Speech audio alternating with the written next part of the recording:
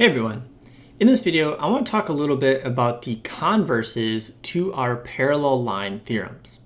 So we've already established 4 theorems that deal with 2 parallel lines cut by a transversal.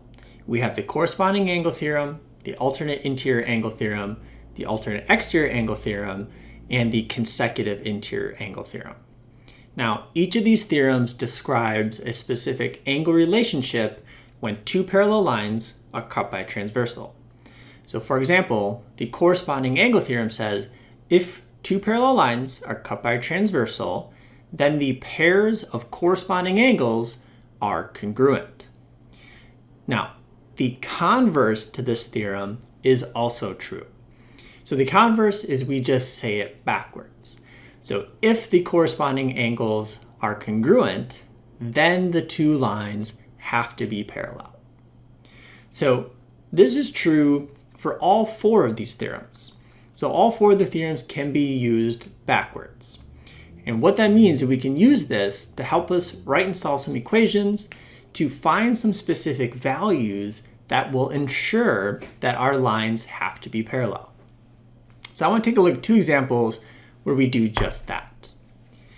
So here's my first example. And I want to find the value of x that is going to make sure that these 2 lines are parallel. So taking a look at what I have my 2 lines m and n, and then I have a couple of angles that are labeled here.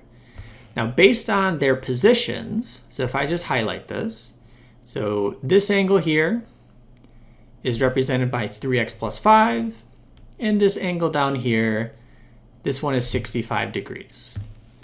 Now, based on their positions, these are corresponding angles. If I want these 2 lines to be parallel, the corresponding angles have to be congruent. So if they're congruent, that means they have to equal each other. So I can set up an equation. 3x plus 5 has to be equal to 65 degrees. So if I solve this, first, I'll subtract 5 from both sides.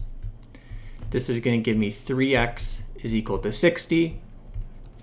And dividing by 3, what I end up with is I get an x value of 20. So there's my solution. Now, just thinking about what this solution means, it means that as long as x is 20, I know that these 2 lines are going to be parallel. And my justification for that is the converse of the corresponding angle theorem. So just to show you what I mean a little bit more, if I plug in 20 into this angle, we have 3 times 20 plus 5. 3 times 20 is 60 plus 5. This is 65 degrees. So because when I take 20 and plug it in, my corresponding angles end up being congruent. Therefore, the lines have to be parallel by the converse of the corresponding angle theorem. Let's go through that process one more time. And here's a second example where we want to do the same thing.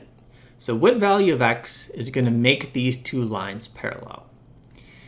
Taking a look at the position of these 2 lines, so I have this angle here. This one is 72 degrees. And then I have this angle down here represented by 4 times x plus 5 degrees. Based on their positions, these aren't a special angle pair, but we can work with them a little bit to help us find something that will work out. So let's find this angle right here. So these 2 angles form a linear pair. So that means that they're supplements. They have to add up to 180. If I do 180 minus 72, I end up with this angle here is 108 degrees. And now that I know that one's 108, this angle of 108 degrees and my angle here that has x's in it, these are alternate exterior angles. If these 2 lines are going to be parallel, the alternate exterior angles have to be the same. So again, we can set up an equation with that logic. We know that 4 times x plus 5 has to be equal to 108. Solving this equation, I could distribute the 4 But instead, I'm going to divide both sides by 4 right away. This gives me x plus 5 is equal to 27. And subtracting 5, I get an x value of 22. And again, this is my solution. But just to explain what this solution means, it's showing us that as long as x is 22, I could plug that in. And when I plug in 22, I end up with an angle of 108 here. So as long as x is 22, my alternate exterior angles end up being congruent to each other. As long as the alternate exterior angles are congruent, the lines are parallel by the converse of the alternate exterior angle theorem.